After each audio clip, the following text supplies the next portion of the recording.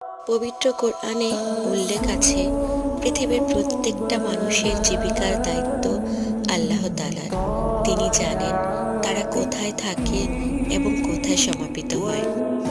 আল্লাহ রিজিক সম্পর্কে মানুষকে অভয়বাণী দিয়ে বলেছেন, তিনি মানুষকে এমন জায়গা থেকে রিজিক দান করবেন, এমন উৎস থেকে যে উৎস সম্পর্কে মানুষের কোনো ধারণাই নেই।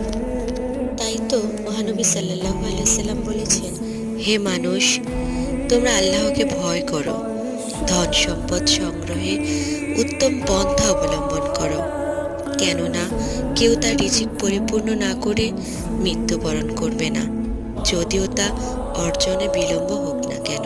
তাই আসুন আমরা অন্যকে ঠকিয়ে সব ভোগ করার মানসিকতা থেকে নিজেদের সরিয়ে নিই, কারণ আল্লাহ তাআলার বন্টন সুনির্দিষ্ট।